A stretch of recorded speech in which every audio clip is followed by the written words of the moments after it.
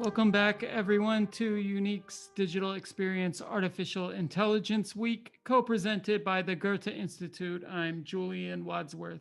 And I'm Caroline Busta of New Models in Berlin.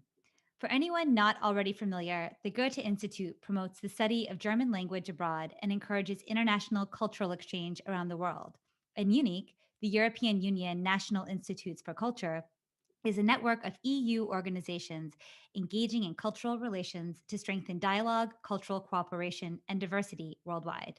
Earlier today, we spoke with four people thinking intensely about how technological shifts, and specifically the notion of artificial intelligence, impacts our understanding of the creative act. We heard from Professor Marcus du Sautoy and Octavio Culez, followed by a conversation with curator Marnie Benny and artist Sofia Crespo. For this session, we will give you the opportunity to experience something a bit different. In a few minutes, we'll be joined by two Berlin-based artists, Moises Horta Valenzuela and Yana Sutella, both of whom are working with and speculating upon the possibilities and implications of machine learning and AI. Moises Horta Valenzuela is a Mexican-American sound artist, composer, music technologist, and performer inspired by the socio-political and geographical context of his border zone hometown of Tijuana, Mexico. Moises harnesses data, sound, programming, and bio and neurofeedback to create multimedia works and performances. And this evening, he will be performing a generative audio-visual piece under the guise of his stage name, Hexorcismos. We hope you are wearing nice headphones or at least are plugged into some good speakers. Your ears will be thankful. Without further ado, please welcome Hexorcismo. Hi, thank you so much for the nice introduction, Julian and Caroline. And hi to everybody who's watching at home, and thank you so much for the invitation. So I would like to present this piece. It's a generative audiovisual performance titled Nel Tocone in Cuicatl, which in Nahuatl language means talismans in poetry. It's a multi-channel audio-visual poetry piece, generative, comprising of 3 disembodied artificial intelligence systems, which are trained on pre-Columbian sound forms, poetry, and images. So I will just start with that.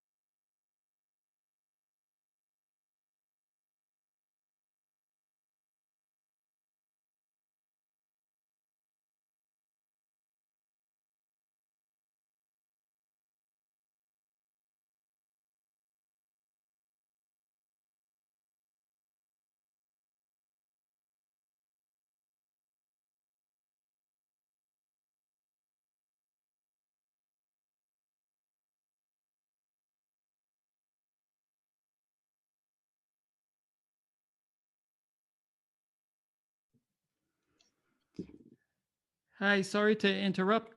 You can hear us, but we have a issue with no sound coming through on the video. Okay, I can fix that once. Okay, we can start from the beginning. And again, yeah, if too. you'd like to start from the Sure. beginning. There we go. There's sound. Okay, sorry about that. No problem. Also, we'd like to invite anyone to share questions, comments in the queue using the Q&A button at the bottom of the Zoom window, because we will be having some time for questions and sharing your comments with the rest of the audience. Thank you. Yeah, please share links also. And I already see some people in the chat. That's great. Go for it. Okay, so sorry about the technical issues. So here it goes again. And just a few more words about this piece. So Nel Cotoni in Cuicatl is an iterative performance present in multisensory experience. It's a symbiosis between artificial neural networks and ancestral technologies of the mind. It acts as a form of resistance to the colonial practice of language hegemony or erasure of languages. So all this piece is made in either Spanish or Nahuatl, which is the pre-Columbian Mexican language. So without technical issues, enjoy.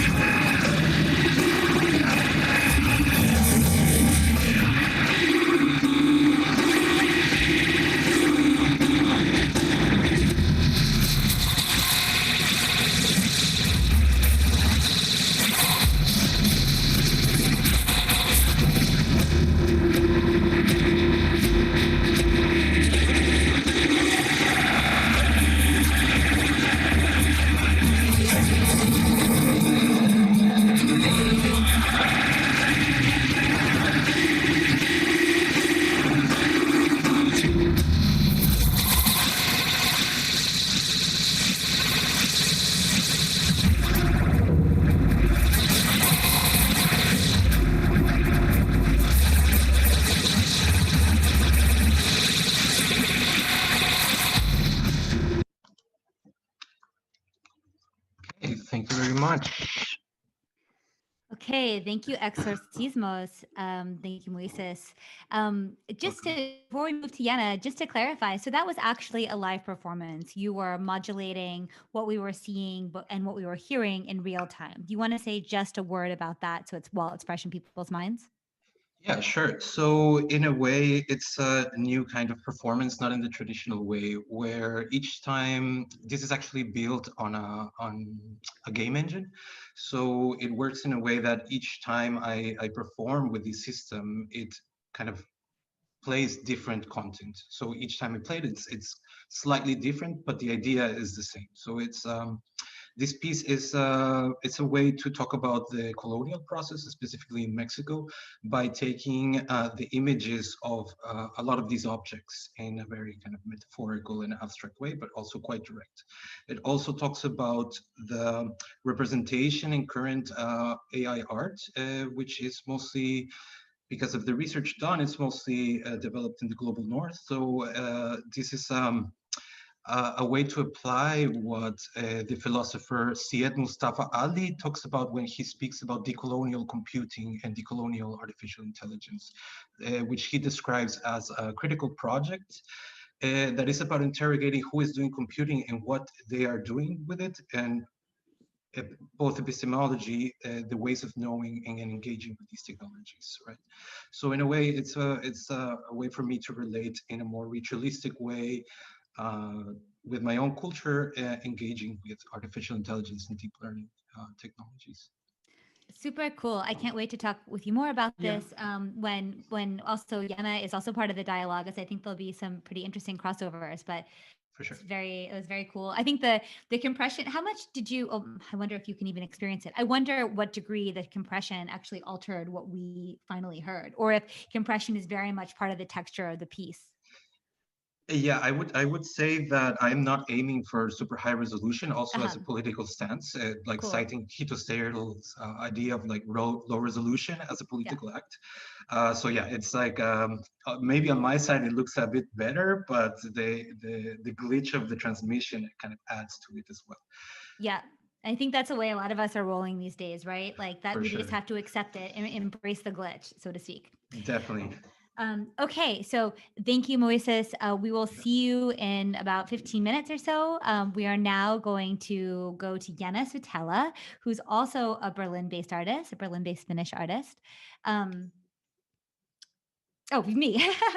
Okay, a Finnish musician, artist, and writer based in Berlin, who is currently a remote visiting artist at the MIT Center for Art, Science, and Technology, CAST, where she is developing a project on expressing molecular vibrations in audible space. Yana is hardly a stranger to non-human intelligence. Her work with Fusarium polycephalum, I hope I said that right, or many-headed slime mold, for the few of you who may not be aficionados of the Phaeacidae family, examines decentralized intelligences through the complex problem-solving ability of this single-celled organism some call a natural computer. Yenna will be streaming an excerpt of her film Nemia Seti, in which machine learning is utilized in an attempt to generate a new written and spoken language based on a supposed Martian tongue channeled in the late 19th century by medium Helena Smith, as well as the movement of the Bacillus subtilis bacteria, which may be familiar to those of you who might be joining us from Japan, as it's the bacteria used in natto, which is a gooey, stringy, fermented soybean food that smells kind of like sweaty feet and tastes absolutely delicious. I take pride in my unusual enthusiasm for eating natto. I recommend you all to try it. I just hope my natto does not start talking to me as a result of Yenna's project. I hope it does start talking to you and tell you to please stop eating it, as I can smell it for the rest of the day when you do. Anyway, healthy. It is healthy. It actually does. Fills you with power. Once you get into it, it actually does. It's like you just have to, if I need, Anyway, do try it, but ask your loved ones first. Anyway, without further ado, please welcome Yana Sutella. Thank you. Thank you for the introduction, Caroline and Julian. And thank you for the invitation, Pedro and EUNIC. And thank you, Exorcismos, for the performance. And I'm so with you, Julian, on the natto eating. It's also known as this secret to long life in Japan, particularly. So it's a healthy eat. Vitamin K2, I believe, a rare source of a high value of vitamin K2. Definitely. So I'm gonna screen a video that's part of my project Nimia SETI. This video documentation is actually from 2018, and as Julian already mentioned, it sort of uses machine learning to generate the new written and spoken language, and it's based on, maybe I'm repeating a little bit now, but so that everything gets said, it's based on the computer's interpretation of a Martian tongue from the late 1800s, and originally channeled by this spirit medium, Helen Smith. And now it's voiced by me. And then the movement of this healthy Bacillus subtilis natto bacteria that also exist in our guts. And the machine in the Nimia SETI project is really a medium, a spirit medium, also channeling messages from entities that usually cannot speak. But the work is also about intelligent machines as aliens of our creation. So there's an interesting link between the project of talking with aliens and the problem of talking with machines. We build at least some of these aliens ourselves, and now the challenge is to understand the sort of non-human condition of them. And the machines really work as our interlocutors and infrastructures more and more. So for example, the so-called black box problem in machine learning means that it's sometimes hard to explain how an AI has come to its conclusions. And the video that I'm going to screen soon is 12 minutes in length. And it documents this experiment in machine learning and interspecies communication. And I worked on it together with the ML geniuses, Memo Akten and Damien Henry. And the breathy sounds are played by Miyako Klein in contrabass recorder and Shinjo Morcantini in flute. And maybe I should still, to give a little bit of context in terms of what you're going to see, what the video shows is a computer watching footage of the Bacillus subtilis bacteria under a microscope and generating a script or this sort of calligraphy based on an analysis of what it sees. You could imagine a pen suspended from a long piece of string that's sort of resting on paper that's slowly sliding sideways underneath. And raw force from the movements of the bacteria sort of knocks the pen around, leaving marks on the paper. And the audio interacts with the bacterial movements. And what you will hear is the computer reorganizing or mimicking the early Martian language. This network that's trained on my voice looks at each frame of the video and produces a short block of sound that it thinks matches that frame or the configuration of bacteria in it. And another layer of sound, the sort of vocals, presents a more typical approach where the network simply generates more of what it has heard before. Anyway, let's watch the video and then we can talk more afterwards. Approximately 12 minutes, I believe, right? Yeah. Yeah, so the video is approximately 12 minutes long, and then we will have a Q&A. And it will not be stored in the stream. So watch it now, or yes, hope that you can see it at some point in the future.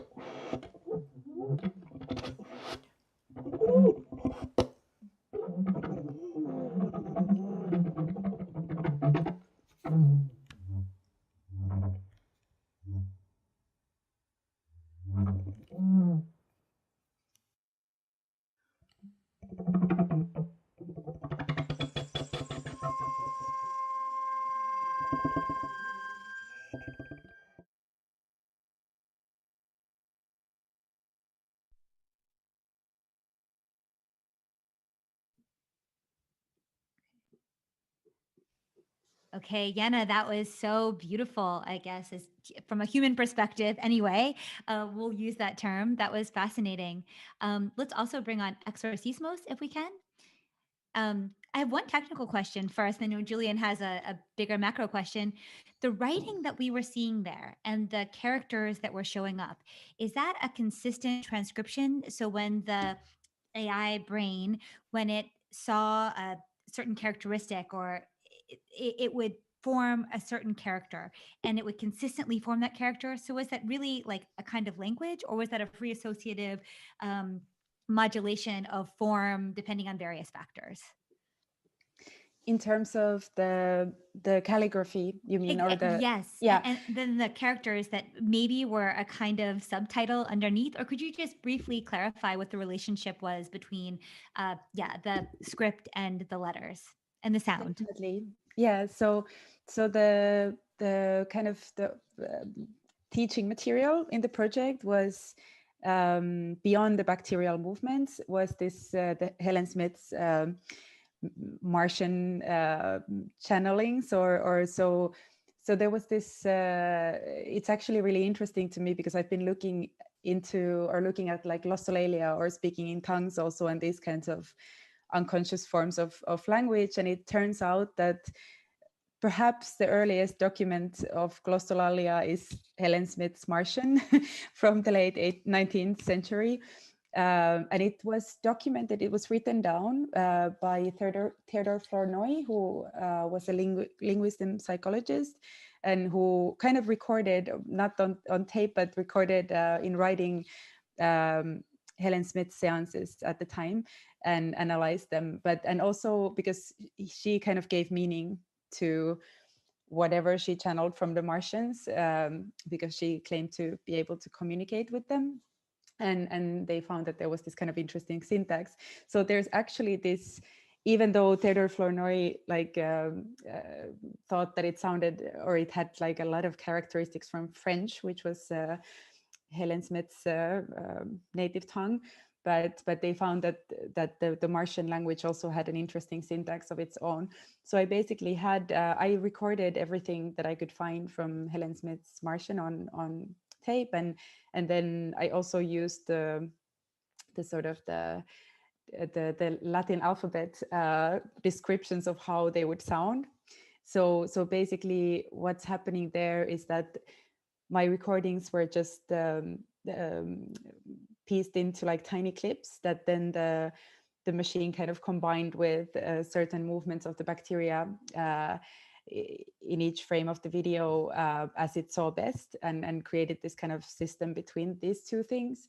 And then it also turned into this crazy sort of like chorus, almost like this sort of buzzing sound in the background.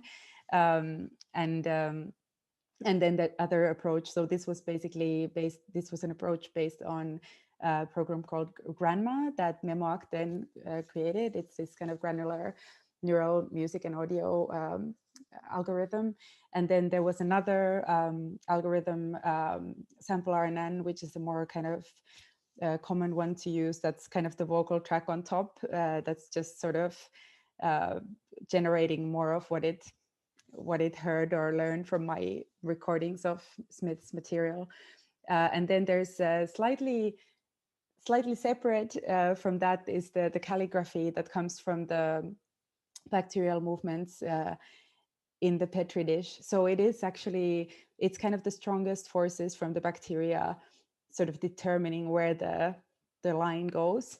And it's made into this sort of a little bit anthropocentric, I must say, in retrospect, that it has this kind of writing type of also like a Western direction, but still to kind of make it seem like some sort of writing.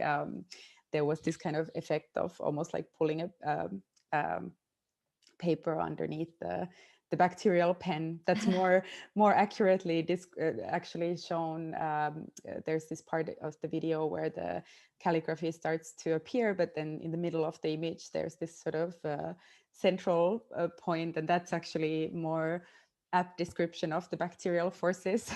So you've made it linear in order to better communicate it to a human audience, but as the computer would write it, it would just be over itself again and again, a kind of like infinite impasto or something, or a scribble. Yes. And there's also a question by Lady Pellamore in the Q&A. Maybe at some point this user is interested in the name of the program, and if you could respond with the program that you used, she would be interested to know. I know you have a question. Well, also, Moises, what was the language you used in your work? Yeah, so for my performance, I use Nahuatl, which is the language spoken still in central Mexico, and before it was Mexico, the Mesoamerica region by Mexica culture.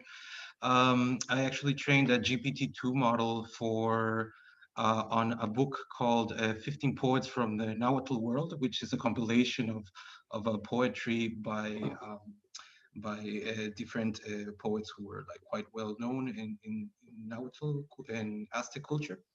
But I had to do, the interesting thing is that I had to do a bunch of data augmentation, because just the fact that not a lot of this, it was not a culture that was like written language, it was mostly a pictographic culture. So a lot of these poems are actually passed on through oral tradition. And then after the colonial process, it was transcribed by some, different fathers, or how you say the missionaries, people. But yeah, it's mostly in Nahuatl, and actually for the sound, the actual images are driving the sound. So I do a sort of a visual sound approach to it. So I first translate the GAN. So I'm using a generative adversarial network for the images. And then from these, I'm translating the RGB data of these so as to have these images or these objects talking or singing in themselves. And then I use a audio style transfer model to transform these RGB data into different styles of music. The first movement is and it's trained on an album by Antonio Cepeda, which is a Mexican percussionist, using mostly pre-Hispanic instruments. The second is trained on my own music. And the third is actually trained on a generation of jukebox so basically I trained a jukebox model to perform tribal, which is the style of music a contemporary style of music from Mexico, electronic music. So from these, I'm actually training another AI to trying to kind of do style transfer from the jukebox style into sound. So it becomes very abstract, and to get this kind of feedback loop essence of what the AI aesthetics are in a way. Right. Interesting. Yeah. Tomorrow we actually the focus of tomorrow is language learning and education. So it will be interesting to think about both of these performances in the context of tomorrow, and what happens when you do have a machine learning element that is trying to read human communication and then translate it from one language set of humans to another language set of humans. But it's interesting, in this week, we've been speaking a lot about how we need to center humans in the AI experience.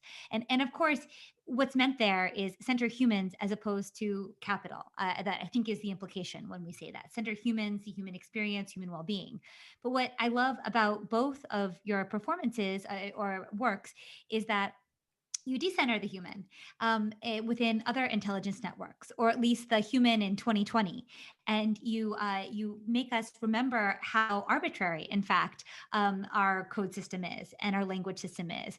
And I know Yana is the mother of a young child, and I can imagine watching, and listening to your daughter go through language formation must be quite fascinating. And you must already kind of speak her language as much as she speaks yours, and that kind of going from like primordial brain to like educated brain. There's both of your works remind us that, also the faces that you're showing, Moises, in your work, and like how they could be they are GAN's faces, but like how arbitrary it is what we settle on, like the sort of refined signs or the correct signs. And yes, I like how you actually decenter the contemporary human in both your works.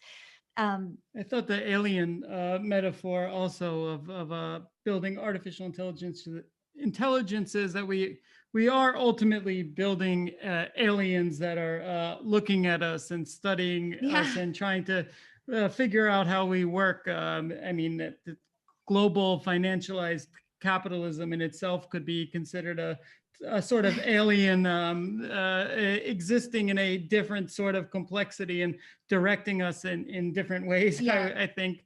But thinking a lot about this, and especially how much it relies on pattern recognition within your works, and it generally on machine learning relies on pattern recognition, I kept thinking about apophenia, sort of recognizing patterns in data that actually doesn't have patterns, in sets of random data, right? Which is an aspect of schizophrenia. And I wonder if AI or machine learning actually, does it suffer from apophenia? Is it schizophrenic? Is it finding patterns, extracting patterns, any chance it can, even in sets of data that are random, or discriminator do not have patterns?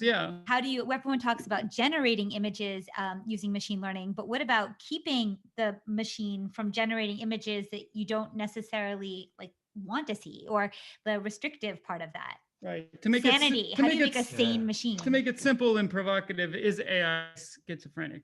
Yeah, so I think this is a super interesting point, because for my performance, I was actually selecting and going to the latent space of this trained GANs, and not just like inserting noise. So it was like a conscious decision to go into these different latent space walks by selecting the images that were meaningful to myself, right? So the ones that were more evocative to myself. So I'm not trying necessarily to decenter the human in this performance. Actually, it's quite the opposite, but also to capture more of a collectivity, like a human collectivity per se. Of course, it's channeled through my own preferences, but I think what you're saying is super interesting, because yeah, if you just have a GAN and you obviously have to feed it some noise, then you're going to have these random images that maybe make sense, or you want them to make sense, if yeah, just because of your own motivations.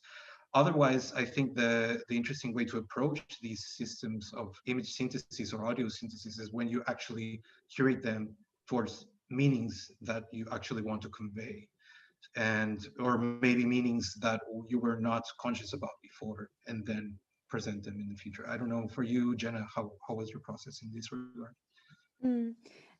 Like your process, I think my process involves a lot of sort of editing and interpretation, while it also involves this idea of like you were describing how you're addressing kind of the collective of humans, maybe, and in my case, it's often like the collective of humans and machines and bacteria, for example. So I'm not sure if I forgot to mention the it in the beginning, but beyond being this kind of potent gut bacteria, according to some recent spaceflight experimentation, the Bacillus subtilis bacteria also seem to survive on Mars.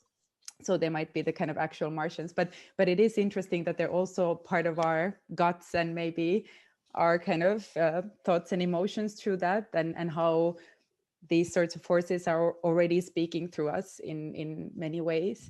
And the same thing, that there's a lot of machine communication going on behalf of us. And I've been also I've been curious about, well, I've been dealing with kind of or looking at living materials as random number generators, but also looking for messages or signs or symbols and things in something, chemical reactions and bubbling kombucha cultures and things like this.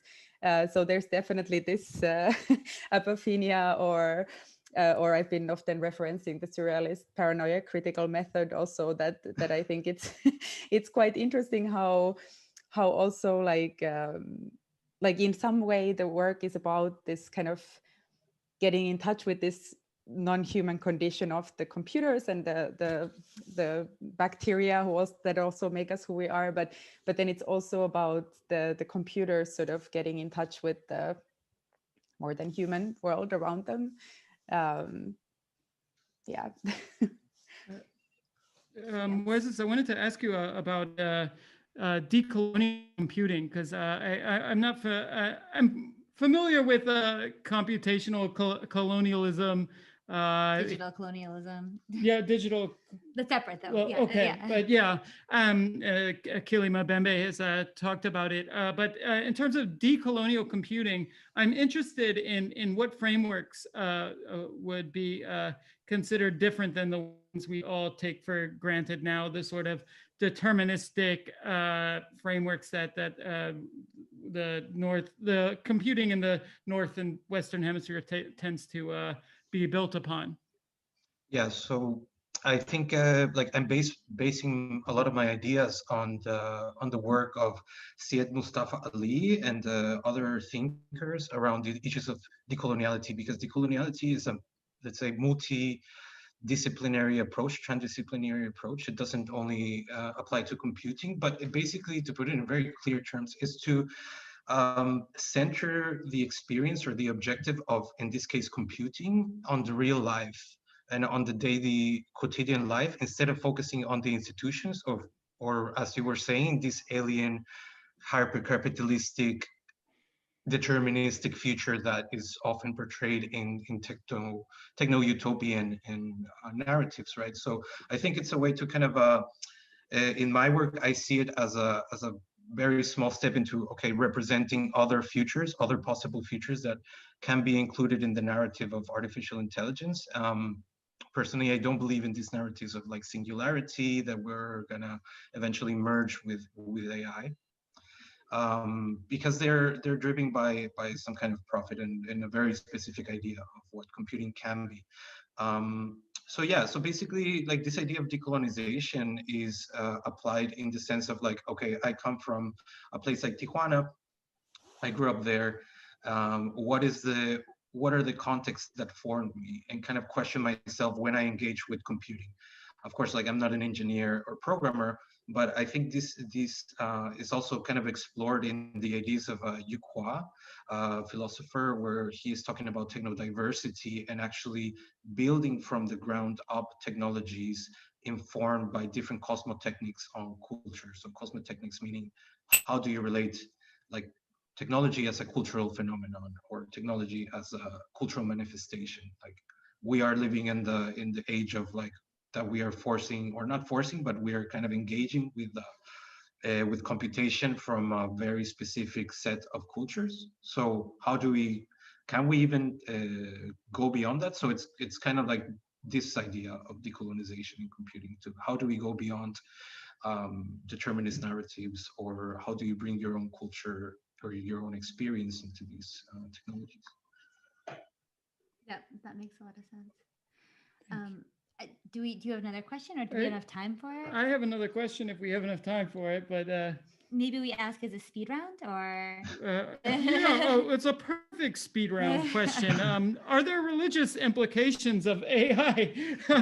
I mean, I'm just thinking about sort of the hallucinogenic world scale pattern recognition enhancement of certain shamanic practices, for instance, some from Central America. And I wonder, you know, if AI similarly could grow or be developed to play this religious role as a sort of oracle or pattern recognition enhancer or teacher on the scale of everything, which is a scale it could conceivably understand, but we could not. I mean, that's a interesting question, because I mean, in the work you see behind me, this is actually two neural networks tripping on themselves, so having some kind of like feedback experiment, and you have these very interesting patterns emerge when, so it's not a GAN, actually it's a neural style transfer model, two neural style transfer models feedback on each other. I think it's an interesting question, because I'm not sure about like what is reality in itself, like reality as large, or the psychedelic experience, but I wouldn't put my trust in any technology as something that can define everything, right? Like I would never put my trust, because that in itself is a bit totalizing. But as having had psychedelic experiences myself before, I do see some kind of parallels between computing and a psychedelic experience, where you kind of get unfiltered from the meanings of daily life, and then you just experience reality as it is, or sure. You know. And Yana, I wonder, especially like in sense of an oracle of some sort, how it might work, especially with your work as a lens. Yeah, I've definitely explored this kind of oracle channeling aspect of it, like in these types of ways that we talked about before, like sort of finding meaning or patterns in randomness.